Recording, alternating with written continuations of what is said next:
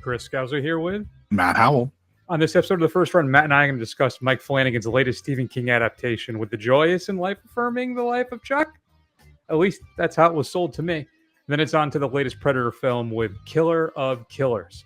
Like Flanagan and King, Dan Trachtenberg is now kind of like the Predator series leading commandant force thing. He's the Dutch now, I guess. And we'll also fill you in on the big releases on physical media, featuring the straight-to-DVD and streaming picks of the week. And then Matt and I will close out the show with the latest round of horror madness. This time, Matt, we're focused on the 70s. And, whoa, buddy, got to be a doozy.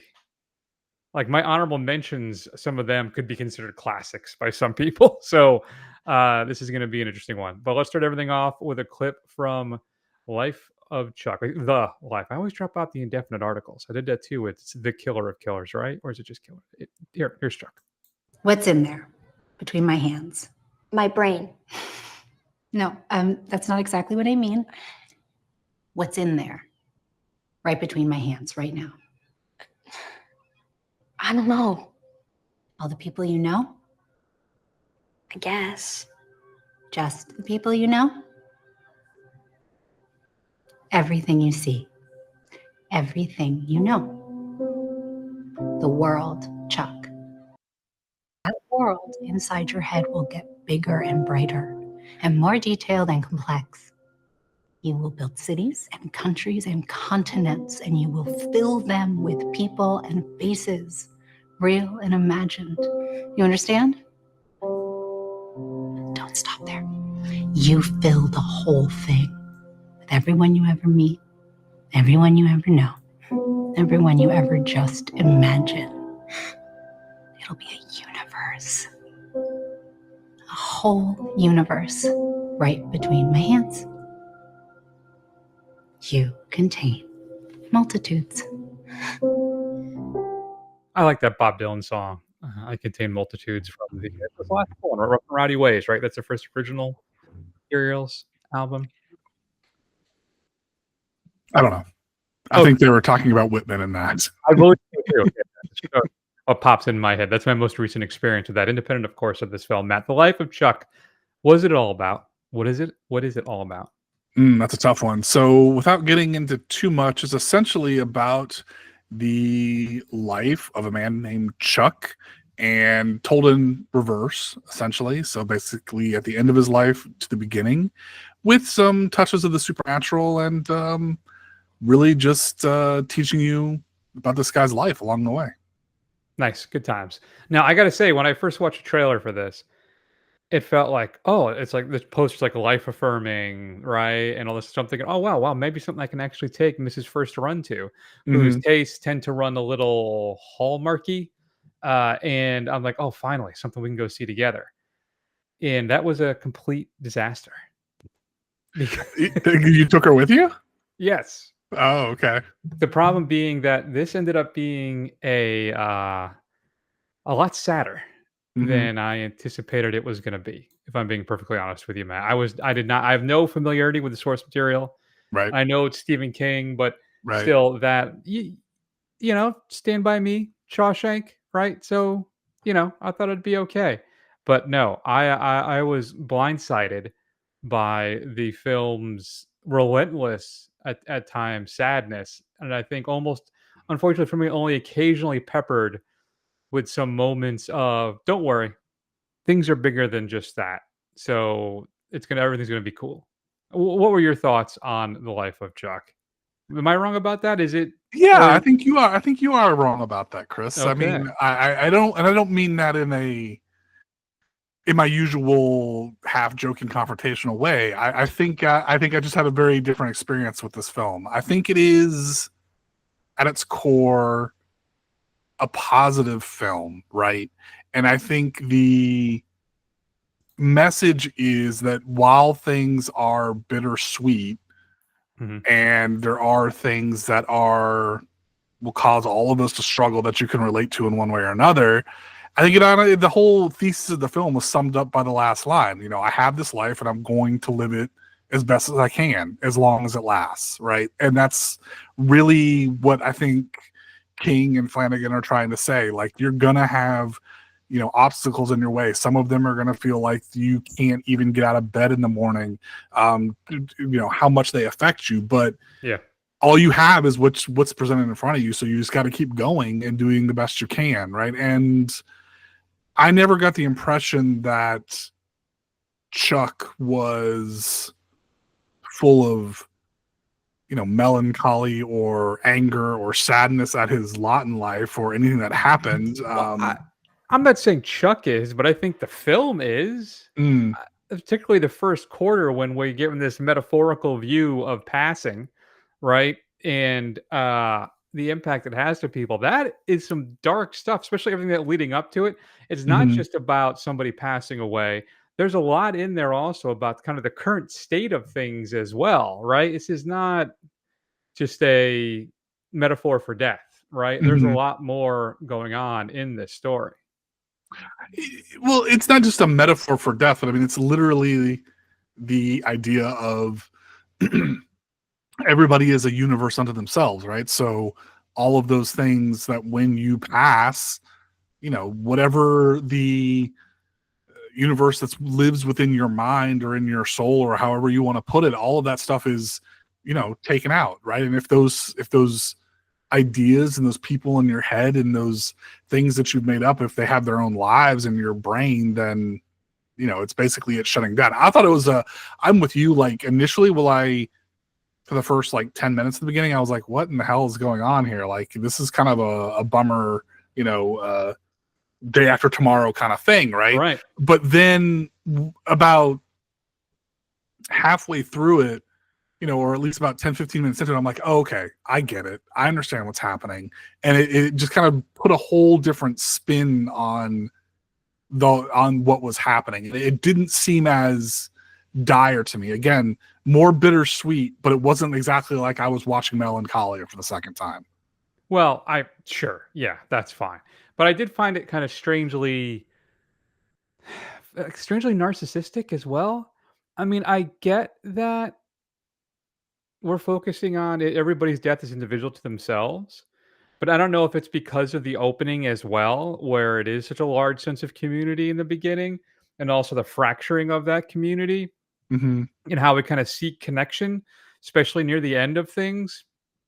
Which is another thing too I thought was odd about the film, being that I there's never any real time focused on his family. We get, what happened with his parents, and then his time with his grandparents, which I will say, absolutely wonderful to see Mia Sara unretire for at least a little while and show up into Mm-hmm. this film. And then also to Mark Hamill, which I appreciated him being rather understated Mark Hamill, which we don't always get to see a lot of, right? But there is like no dedication at all to like the relationship with his wife and his son. Mm-hmm.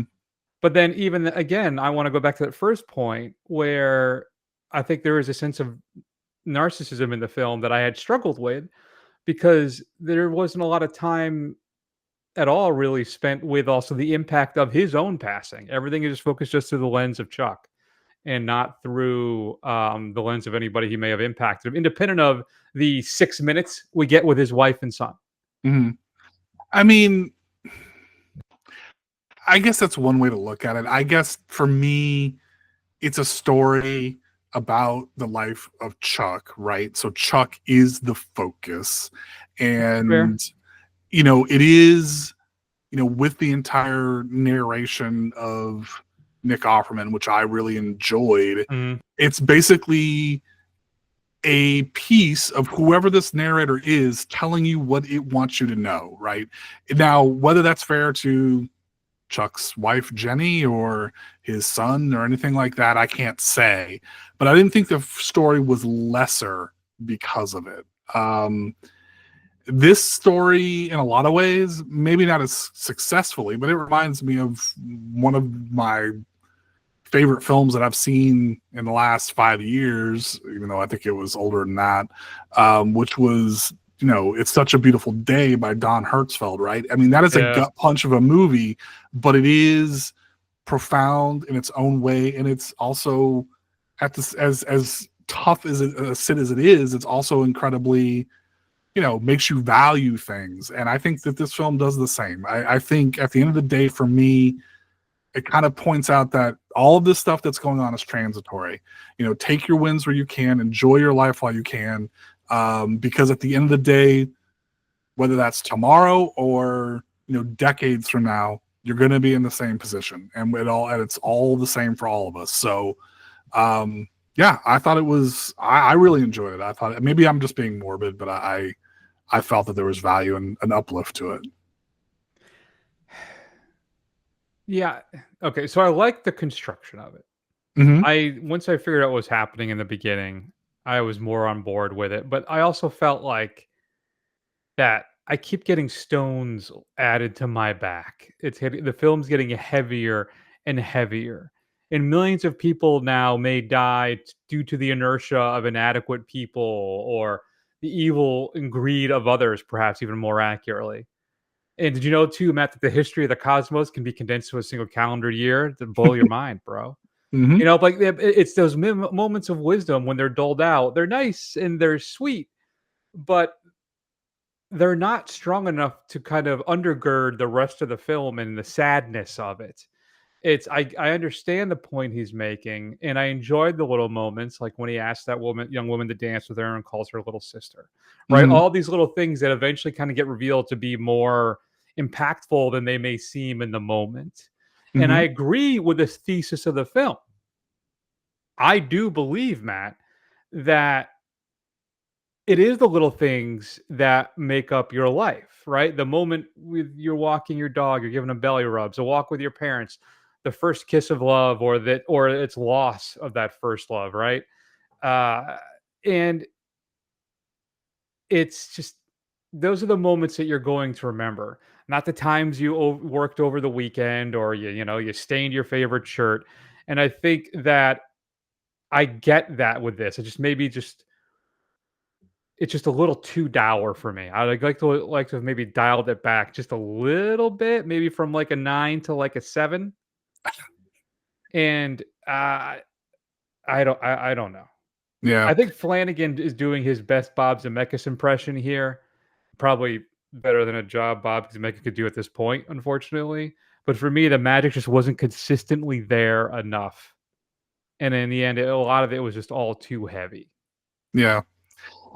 Yeah, I have to disagree with my esteemed co-host here. I mean, every once in a blue moon, I guess I will say that maybe I'm I'll be the more forgiving of the art of it, I guess. But I think Chris is personally, I think he may be a little too focused on the kind of impending doom that's been put in the beginning of it and how close it hits the home, right? And I think you're kind of conflating too much of the story with that, and that's not really what it's about, right? I mean, yeah, it is disgustingly and terrifyingly close, right? And kind of you see yourself playing out that scenario, but that's not really the story they're trying to tell. And I think you just kind of got to let that go and move past it. And while it is an eerily prescient metaphor, I think at the end of the day, it's just a small story about this one man and little bits of his life that were, for whatever reason, the storyteller thought was important for us to see. So honestly, I really enjoyed it. I think I really, really like this film. It is a bit of a polarizing watch, right? As we can just see here. I think a lot of people are on Chris's camp, and I think a lot of people are in my camp as well. I guess it's just a matter of where you fall on the scale. I think it's worth your time, and I think you should watch it.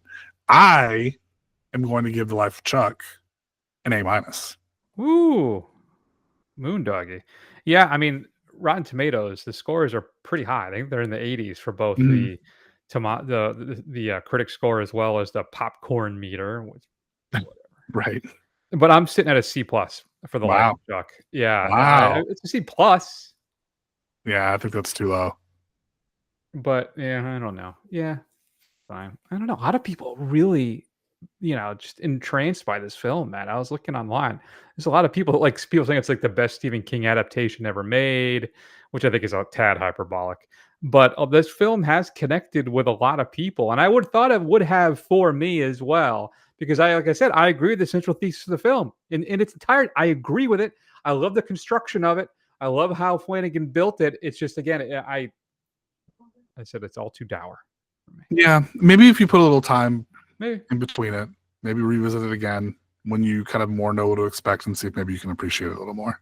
Yeah, I think part of it too is I do feel kind of bait and switched because I watched the trailer, right? Mhm. And then like it's like the big focus is everybody's smiling and he's dancing, Mhm. right? And then the poster, same thing, It's so I'm thinking, oh, life affirming, this will be great. And I got hornswoggled, I think, with that. So You get in trouble for bringing Mrs. oh, First Run to something. I wouldn't say trouble, but Got I your have fault. to firmly reinstitute the rule where basically I have to either watch it first or find out everything I need to find out about it before we Mhm. go see it. Mhm, mhm, mhm. Which means I'll have to spoil stuff for myself, but I have to read the whole plot Sure. and make sure. Another thing too is I have to do this is more for myself at this point, not for Mrs. First Run. I have to make sure that no dogs die in any of the films we watch too. If a dog dies, then it's a world of Lord. hurt. I like how it's just the dogs. Yeah, but just dogs. Just dogs, babies, cats. Yeah, That's all fine. Jacob Tremblay's other fate in Doctor Sleep, whatever it's called. No problem. No problems at problem. all. It's messed up, man. So if you had a chance to see The Life of Chuck, currently in theaters, we'd love to hear from you. Shoot us an email at feedback@thefirstrun.com. Matt, let's spend a few minutes talking about what's coming up on physical media this upcoming Tuesday, January 24th. Okay, there's one thing about this. We're going to play a clip being released in 4K. You'll be able to get a traditional as well as a steelbook. Now, I have the 4 Blu-ray set of these films. I haven't watched it. I bought it years ago. I haven't watched them. And now the first one's being released in 4K. And I don't know. I'm on the fence. I'm on the fence. But they are, particularly the first couple films, are so perfect encapsulations of the 80s buddy cop action movie. Perhaps one of the greatest, not the greatest one ever made. And it's being released in 4K. Yeah, he shaved the beard. Some detective. There are 2 more things. Shoot. First, condition of the sheets and the mattress indicate that someone else was in the bed with Amanda just before she died. That's A. What's B? B is I'm supposed to tell you you're breaking in a new partner in on this. Partner again? Yeah, some cat he's on loan from dope. Real burnout, on the ragged edge. Oh, perfect. Gun!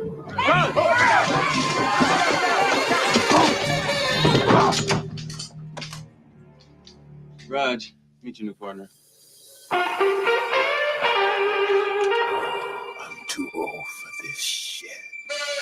Ah, man, I can't explain. If anybody's younger than Matt and I, particularly me, I just can't explain the joy that you would get by hearing that electric guitar or the saxophone kind of play out in an 80s action film. It's a lost art. And I've been mourning the loss of the sax solo in music for a very long time now. One of my favorite things about that newest Rolling Stones album is they actually have like legit saxophone solo in one of the songs. I was very excited about it. And but of course, that's Lethal Weapon. I should spoil it finally. Brand new 4K restoration of the director's cut and the theatrical version there. Dolby Atmos audio track. A featurette on remembering Dick Donner and a couple other featurettes. Matt, are you going to be picking up Lethal Weapon? I don't know. It'd have to be a right price for me. I was never a huge fan of the series. Oh no, they're fun. They're good. I have this theory. I'm curious. Now I don't know if it's nostalgia on my part. I'm curious what you think. I feel like the perfect balance in why music was better in the 80s is because of a balance, I should say, where you had pretty much every genre was available and kind of in the zeitgeist, at any particular moment. Because you had pop music, you had rock, you had metal, you had rap, you had hip hop, you had dance, right? Country. Like everything was kind of available and around. Now I know we have more accessibility to everything now, but like the charts all seem to be just dominated by certain types of like hip hop, right? And dance pop music. And the rest of the stuff doesn't seem to have as much sway. Am I just being old man yells at clouds right now? with that?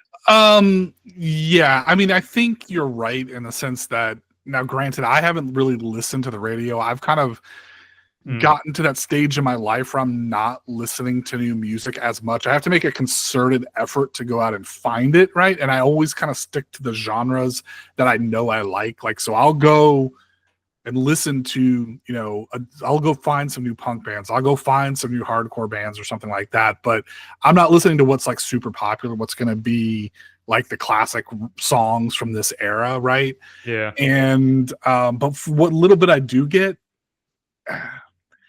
not to be like the South Park meme, but it all sounds like shit to me. It all sounds the same, right? So like, it doesn't seem like there's a lot of variation. You get basically either young poplets and either women or men, or you have a bunch of auto-tuned, hip hop guys that all sound the same. All the beats all sound the same. So like, none of it really does a lot for me, Yeah. Yeah. All right, old man. Fair enough there, boomer. Okay, let's start our countdown. But at the same time, yeah. I would never accuse pop music of saying they need to include some saxophone riffs and things. They do not. I never liked it in the 80s either. That pains me to hear. Number 5, we're going to go with a Minecraft movie. We did not do this for the show, but I guess it was a huge hit. Also, Steelbook release on this. Just a Dolby Atmos. No Dolby Vision on this bad bear. But quite a few making of featurettes. From what I heard, it's actually pretty fun, though it's just not my demographic. But we thought we would let you know that a Minecraft movie is out. Is a Little First Run all about the Minecraft movie? Yeah, we did go see Junior? it. We did go see it. It's not great. I mean, again, it's not really for me, right? But it's okay. Although she didn't really love it either. I think she may be kind of aging out of some of that stuff. Fair enough. All right, good to know. 4. A film that we watched and mostly enjoyed, but I didn't feel had a lot of rewatch value. Novocaine is being released as well. And also there's Steelbook available for this one too. And just a couple making of featurettes. It's fine. Amber Midthunder, I think, is pretty good. But Jack Quaid, I'm still riding the Tatum line for me. I'm still not on board with that, even though I did really enjoy Companion, but that wasn't really because of Jack Quaid either. What else came out, Matt? Let's talk about this one. Get 3 coffins ready. The Monkey is being released. Oz Perkins' latest film includes multiple behind-the-scenes featurettes as well as a funeral program. I'm on the fence about The Monkey. It has some great violent kind of gore scene things, but I think the whole thing kind of petered out at the end. So, I don't know. Your mileage may vary. Be curious to hear. We did do it for the show. You can track down that episode. I have 2 words: perfect love and perfect trust. Another film that has a lot of love from people that I remember watching in the theater thinking, oh, that was pretty good. But I haven't rewatched it since. But it's since gained quite a cult following is Dark City, being released in 4K, I believe, from Arrow. Brand new 4K restoration from the original 35mm camera negative, Matt. Also includes the director's cut and theatrical cut. I think they're both, at 4K restorations on both of them. And there's a special edition that includes a 60-page book featuring new writings by various writers, and a bunch of archival featurettes included in this, as well as some new interviews and more. Are you a Dark City guy? I think I'm in the same camp as you, that when I went and saw it, I thought, that was pretty good. I'm not a part of the cult, though. Yeah, I just so much stuff coming out. All right, where are we? 1? There can be only one. For me, one of my favorite films, but it's a list of hundreds, but it's in there, is William Friedkin's Sorcerer, being released by Criterion in 4K. I was able to capture this a couple weeks ago, actually, down at Viper Video Tampa. That he got a little early, and it includes a brand new 4K restoration, as well as Friedkin Uncut, a 2018 documentary, and new conversations, archival audio interviews, and more. I remember watching Sorcerer on a flight like last year too. It was on the Criterion channel, so I was like, oh, let me download it. I have, I think, on Blu-ray, but I'm so excited for this 4K from Criterion. And when my flight was over, a guy actually, Matt, came up to me and he goes, hey, man, what movie were you watching? That looked great. And he was just looking over my shoulder, watching Sorcerer. So yeah, if you haven't seen Sorcerer, it's a remake of The Wages of Fear. But it's about basically four guys who have done bad things potentially, and they all kind of go and they're expats in. Now I'm blanking on what country they're in, but they all basically run away to another country and desperate for work, and they take on a job to transport nitroglycerin, basically from one side of the country to another, highly volatile, and it is one of the most intense film experiences you'll ever have. Wages of Fear, to the original, is fantastic too. Don't sleep on that either. Other stuff being released in 4K, Matt. We have 32 short films about Glenn Gould from Criterion, brand new 4K restoration of that. And then Shout Factory is putting out Bring It On. Kino Lorber's putting out Road Trip and Peacemaker. Now, this is the George Clooney, Nicole Kidman Peacemaker, not the DC show with John Cena. High Society from Warren Archive. St. Elmo's Fire. And then finally, I Know What You Did Last Summer, all being released in 4K. Matt, I seem to have dropped the ball and not picked up a Viper Video Pick of the Week. So why don't you tell us what's streaming this week, and I'll work super fast. All right, so I'm going to recommend a film that we watched a few years ago that I think we both really enjoyed. The Worst Person in the World. It chronicles the 4 years of the life of Julie, a young woman who navigates the troubled waters of her love life and struggles to find her career path, leading her to take a realistic look at who she really is. I thought it was quite good. I think it's a I wouldn't say it was heavy, but it maybe hit a little close to home in a lot of places, and I think it will touch. A lot of people see a lot of themselves in it as they kind of watch it. So it's available on Canopy if your library has access to that. Very good. And I'll say, too, from my Viper Video Pick of the Week, then I'm going to go with the film Jack the Ripper. I think it's being released by Severin. This is the 1958 version. It was a UK thriller. Includes both the European and American versions, uncut, uncensored, and upgraded. This is actually like a legit pick for once, and I'm not messing around with it. Audio commentaries included, as well as a couple making of featurettes and interviews too. But I'll confess, I have never seen this, but I've heard relatively good things about it, and especially given the time as a British kind of thriller to be as unsettling and violent as it was. So we'll go with Jack the Ripper there, being released by Severin in 4K. All right, Matt, let's keep going. Spend a few minutes and talk about the latest Predator film, Killer of Killers.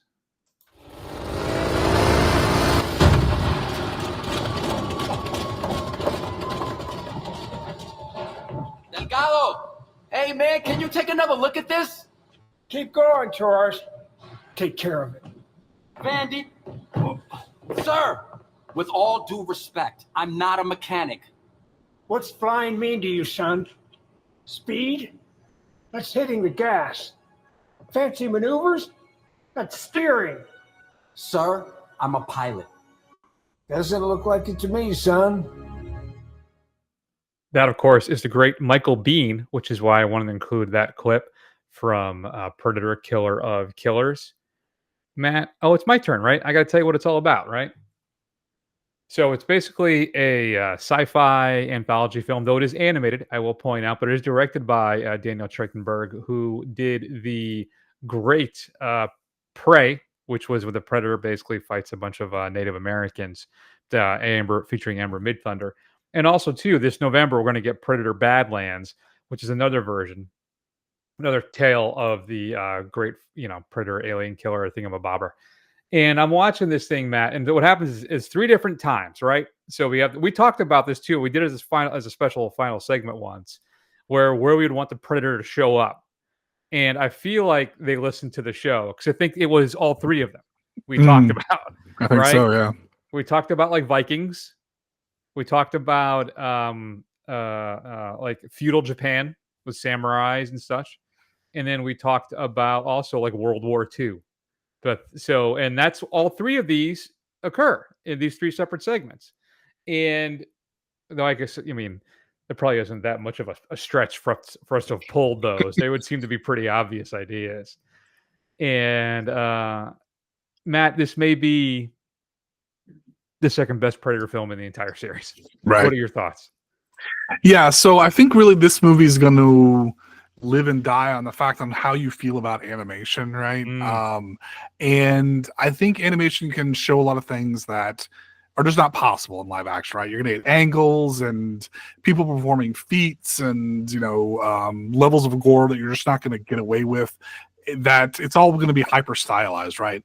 But the way this is done, it's super exciting to watch. I was really invested in each of the stories, maybe some more than others, but each one of them was very exciting to watch and a lot of fun. And even the through story was interesting as well. And honestly, as it kind of wrapped up, I wish there was more. I wish I could have gone for another 20 minutes maybe watching this thing. I was surprised at how much I liked it. I thought I was gonna like it, but I was surprised at how strong I think it is in the series. Yeah, I was a little nervous about going into this as well. I'm not as in on animated films as Matt is. I watch stuff every now and then.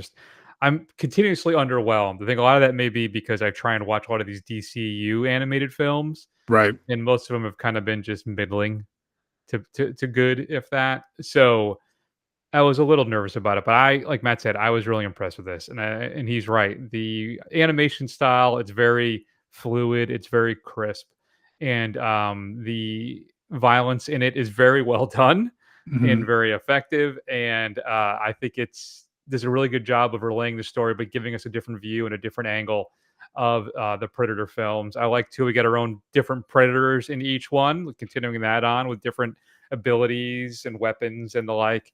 And each story individually, I think, is very strong. I will say, I think maybe it actually diminishes as we go in strength, but not dramatically, except maybe the final sequence when all three of our warriors are teamed up to fight the Lord God King Predator thing.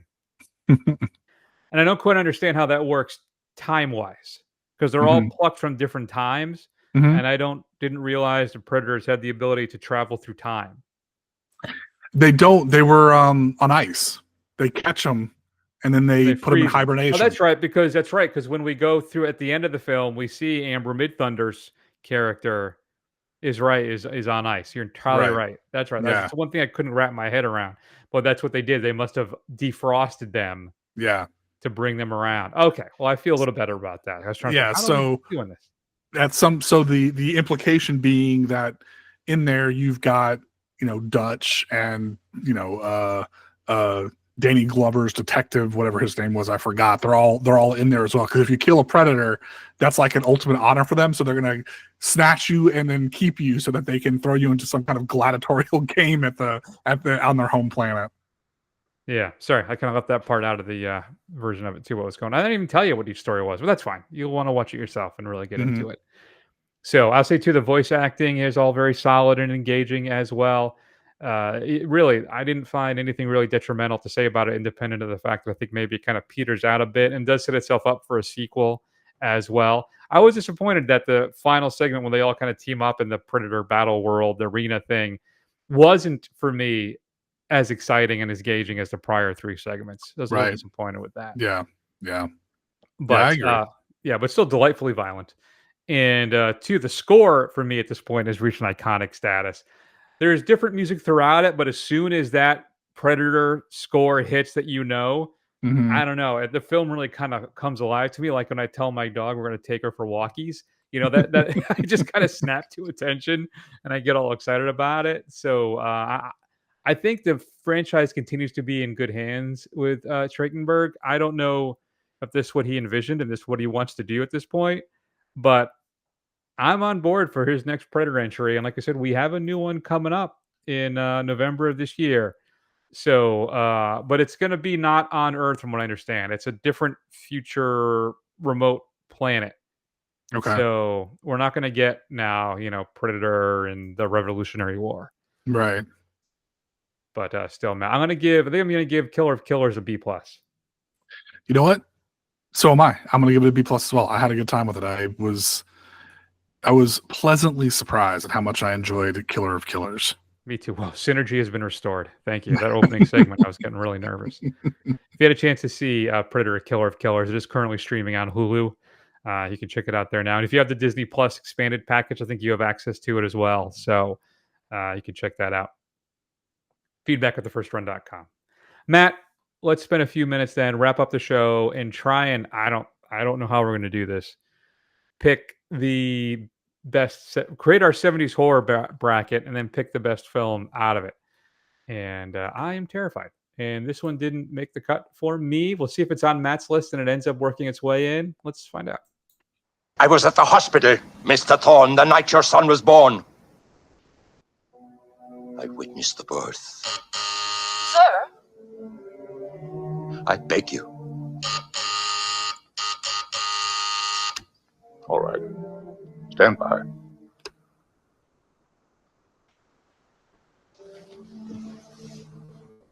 What do you want? To save you, Mr. Thorne, so Christ will forgive me. What do you know about my son? Everything. And what is that? I saw its mother. You saw my wife. I saw its mother. You're referring to my wife. Its mother, Mr. Thorne. This is blackmail, then come out and say it. What is it that you're trying to say? His mother was a... Ooh, his mother was a what? Matt, that is a clip from The Omen, one of the better 70s horror films, but not going to make my list of suggestions, Matt, because there are so many great 70s horror films. Yeah. So, Yeah, it didn't make my list either. It's an honorable mention for me. all right, so Matt, let's dig into this then. Whoa, what have I just done? Oh, I see what I did. Whoa. I know what I meant to do this, and I did the other thing. Don't do the other thing, people. If you're watching the YouTube stream, you'll see what I do wrong. Okay. So start us off, Matt. Give me two. Okay. Or just give me five, whatever you want to do. I don't care. Okay. Well, I'm going to give you these first four are my non-negotiables. They got to be on the list somewhere. Okay. So, The Exorcist. Uh-huh. Alien. All right, hold on. This is not working for me. Exorcist. Yep. Mhm. Alien. Mm-hmm. Yep. Halloween. Mm-hmm. And Texas Chainsaw. Yeah. All right. I had those as well. I also had Suspiria, Mm-hmm. Invasion of the Body Snatchers from 78. Yep. The Wicker Man. Wow, we have the same list so far. Don't Look Now. Mm-hmm. And you have to have these. These have to be. Give me other. I have two more that are definitely going to be in your list. Go ahead. Yeah. So the only one. So Jaws. Yep. And Dawn of the Dead. there it is. That was my list as well. Mm-hmm. Honorable mentions. I have Last House on the Left, House, Yep. The Fury, The Baby, The Omen, Massacre at Central High, It's Alive, Phantasm, Black Christmas, Deep Red, Eraserhead, Rabbit, Tales from the Crypt, House of Drip Blood, Tourist Trap, Alice Sweet Alice, Duel, Shivers, Carrie, Bird of the Crystal Plumage, Bay of Blood, Death Dream, Don't Torture a Duckling. Those are some of the ones that I deemed not good enough. Right. Okay. But these films, as good as a lot of those films are, these are still head and shoulders above them. Yeah, absolutely. All right, so let's arrange them. Okay. What are you thinking? Well, we all got to get two off the bat, right? Because that's more than 8. That's 10. Why? Why don't we just do the 10? Because then we'd have to have some buys. All right, fair. So okay. So I can think tell these top you 4 are locks: Exorcist, Alien, Halloween, and TCM. Yes. Chainsaw Massacre. There's no way you get rid of them. Yeah. Jaws and Dawn of the Dead, I think we have to have as well. Okay. Do you not agree? No, I agree. I mean, Jaws, we've gone on record as saying is a perfect film, so how can we leave it off if it's in this running, right? All right, and then we have Suspiria, Invasion of the Body Snatchers, Wicker Man, and Don't Look Now. All right, so I just watched Don't Look Now recently, and out of this list, I think it's the weakest one. So I think we can get rid of Don't Look Now if you're amenable to that. Yeah. I mean, yeah, I guess with everything else. pains me to say, but yeah. And then I'm leaning towards the Wicker Man between Suspiria and Invasion of the Body Snatchers of ditching Wicker Man. Okay. Yeah, and you know what? I get it, but guys, do not sleep on the original Wicker Man. It is creepy as all hell. It is so effective, and I'm sad to see it go. Yeah. All right. So now we gotta figure out our brackets. Let's figure out those brackets, baby. All right. As much as it pains me to do it, I guess you got to put Halloween and TCM against each other because they're the kind of quote unquote slashers. Okay. And then maybe Alien versus Jaws because those are creatures. Oh, I have duplicate entries here. Let's get rid of those dupes. All right. You said what? Alien versus Jaws? Yeah, because they're both like creature monster movies. Okay.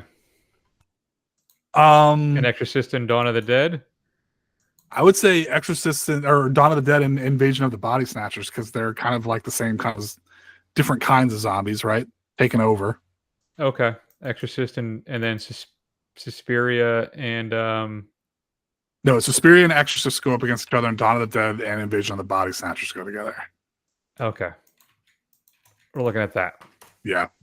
All right. So if you're listening at home, it's Jaws versus Alien, Halloween versus Texas Chainsaw Massacre, The Exorcist versus Suspiria, Dawn of the Dead versus Invasion of the Body Snatchers. Mm-hmm. Sweet Pete. All right. Let's start from the bottom. Okay. If that's all right with you? Sure. Dawn of the Dead or Invasion of the Body Snatchers? 78. I think I got to go Dawn of the Dead on that. Really? I'm surprised. I would have figured you would have gone Invasion of the Body Snatchers. I do love it, but I think in the end, God damn it. They're so good. I think I'm gonna go Dawn. I think. What are you? Where are you? Make an argument. Honestly, I was leaning towards Invasion of the Body Snatchers. Just because when Dawn is on, it's really on, and just by the kind of what it's trying to tell you is what it has to say, I think is really good. And the gore is wonderful, but at times it is still got a bit of that cheesiness that kind of comes through, which I just think beginning to end, I think Invasion of Body Snatchers may be slightly better. And it also has something to say. You've convinced me. Invasion of the Body Snatchers. All right. I'm okay with that. I think it's a bit of a dark horse, but I'm okay with that. Okay. Now, here's one I think we're going to argue about. So Exorcist or Suspiria? Exorcist. For me, it's The Exorcist. Because, it is the way it kind of builds up suspense to that kind of where it all kind of goes out at the end, where you're not even sure what's going on. The sheer fact that the performances are kind of rooted in reality, I guess, as much as it can be. It's scary as hell. And, hell, it was nominated for an Oscar, for God's sake. Which you can say what you want about the Oscars, but that doesn't happen very often for horror movies. No. But Suspiria, explain yourself. Why is Suspiria? Why is it, for those who may not know, what makes Suspiria so important and so good? First off, it's technical work. It is borrowing a little bit, obviously, from Blood and Black Lace, which we talked a little bit about last week, with use of color. And its nightmarish version of a fairy tale. I like the fact that originally too it was supposed to be younger women, not women in their like 20s, like actual kids, which I think would have made it even scarier. Right. But it's just an iconic Italian horror film. Even drop the Italian part. Very influential, and it has a style to it that Exorcist I just don't think it does. I don't think it has. Now, man, because they're very different. Very different. You've got the hyper stylized, crazy color palette, goblin score of Suspiria versus where everything looks like it's wet and just like super real 1970s, has Tubular Bells, and basically that's it. Like no score in this film at all. Beyond that, Exorcist. More people know about The Exorcist than Suspiria. That's fine. Mm-hmm. Which one do I watch more often?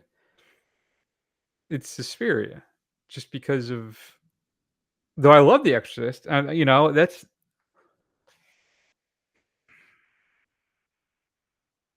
I don't know what to do here, because they're two very different viewing experiences. Yeah. Yeah. So I Yeah. guess I'll go Exorcist. I guess I'm on board with that, but it pains me because I love Suspiria so much. Well, we knew that was going to happen going into this. Like, it's only Yeah. going to get harder from here. Yeah. No. Well, this next one's actually not that hard for me at all. Halloween versus Texas Chainsaw Massacre, and for me, it's Texas Chainsaw Massacre by a country mile.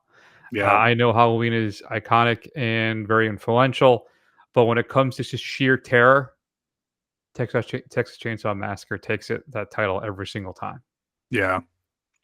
Yeah. So, I mean, I realize that, Halloween is kind of the urtext of slashers, right? It is a fantastic piece of low budget filmmaking, and you can't overstate how important it was to kind of that genre and what came after it, and when we're going to talk about in the 80s. But Texas Chainsaw Massacre is terrifying. It seems so real, and for whatever reason, you even if you've seen it, you feel like it's the goriest movie you've ever seen, even though there's barely any gore on screen. It is completely effective. I feel like that Tobe Hooper went out into the Texas Badlands, rounded up a bunch of weirdos, and threw them up on screen, and that's really what happened. So yeah, I think I have to go with Texas Chainsaw as well. I mean, it feels like you're watching a snuff film. Yeah. It's that visceral and that intense. Jaws and Alien. This is tough. Jaws is, for the first like 3/4 of it, is scary as shit. And it's because it's made scarier by the fact that, sharks are real. That kind of stuff actually happens, right? Right. And it is a perfect film in the sense that it just sucks you in, and there's very little that I would change about it. And but at the same time, it is so. It almost seems like it's too limiting to even call it a horror film, right? And whereas Alien may be the best haunted house movie I've ever seen. It is scary and unsettling from beginning to end. I think I'm gonna go with Alien as my choice. Ooh, look at you. All right. All right, so Jaws is right. Basically, the film that started the summer blockbuster. Right. Which got us into a lot of trouble as an industry, I guess. But still. And that scene on the boat with when they're going around trading scar stories. Oh yeah. And Quentin starts talking about being on the ship that was, sinking, and then the sharks, and that scene is so powerful and so terrifying, and he's just sitting there telling a story. And but I'm gonna be perfectly honest with you. I watch Alien probably 2 to 3 times a year. I watch Jaws maybe once a year. Right. I love the score for Alien. And I love the everyday blue collar feel of the film, the set design of it. All right, all the people are just there for a paycheck, and they're slowly getting picked off because of the corporation's greed. All these little things about it that I just love. The effects, which still hold up to this day. And Jaws is probably the more proficient or better constructed film, maybe more well-known, more iconic and all that, I guess, maybe. But when it comes just to sheer enjoyment of a horror film, I do kind of like Alien a little bit more. Mm-hmm. So kills me to say it. Because Alien, I mean, Jaws is great. It's fantastic. Mm-hmm. All right. So Exorcist or Invasion of the Body Snatchers? I think at this point, I have to go Exorcist. Yeah. Agreed? Yeah, I agree. And then Alien TCM, I'm Texas Chainsaw Massacre. Yeah, I think I got to go Texas Chainsaw Massacre as well. Which is funny because one of the reasons why I chose Alien is because I watch it a couple times a year because I love it so much. Yeah. I don't watch Texas Chainsaw Massacre that often at all. No. Yeah, I bought the 4K like 2 years ago whenever it came out. Still wrapped on my shelf. Yeah. I want to watch it for Halloween, but I never get around to it because I have to be in the mood to watch it. Mm-hmm. And well, Alien is almost a comfort film for me at this point. But man, you got to watch terror, horror. It Texas Chainsaw Massacre. So then it's Exorcist or TCM. What are you going with? So I think the conventional wisdom would say Exorcist. Mm-hmm. But I think I'm going to say Texas Chainsaw. Agreed. I think Texas Chainsaw Massacre probably is the best horror film of the 70s. Just again, the sheer visceral experience of it. Like you feel like you're watching this actually happen. Mm-hmm. And it is deeply unnerving from beginning to end. And yeah, I'm surprised by that. Not for you, just you, but for myself as well. Mm-hmm. I mean, and even just, it is so like gonzo filmmaking. Like it's so pretty at the same time. Like those long shots of like the Texas, back country. That final shot on your 4K whenever you do finally break it out and watch it on your really expensive TV, and you kind of I got it on Black Friday. It wasn't that? Yeah.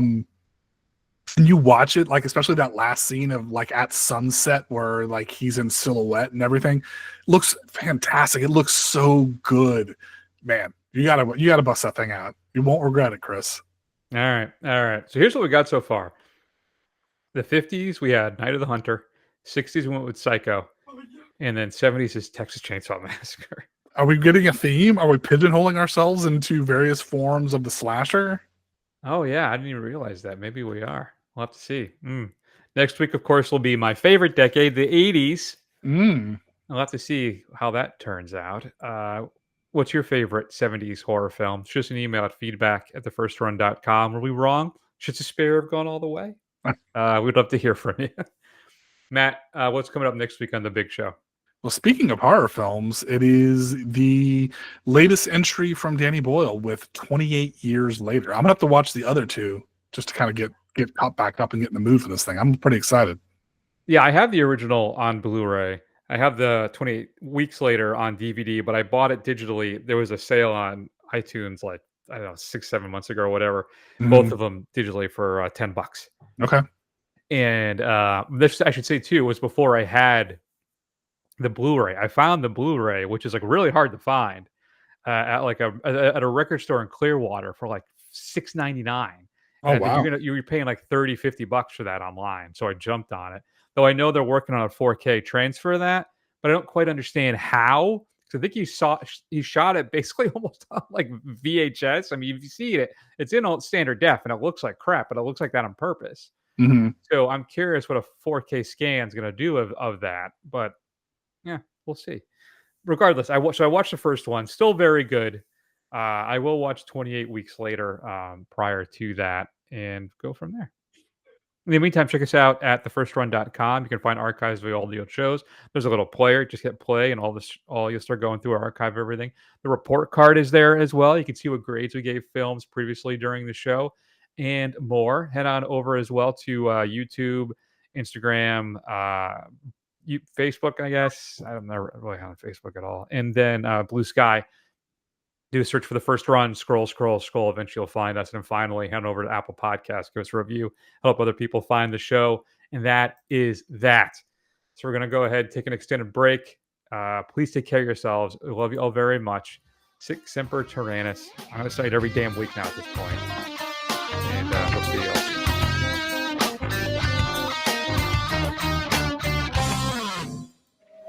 know Macumba? Voodoo. Granddad was a priest in Trinidad. Used to tell us, when there's no more room in hell, the dead will walk the earth.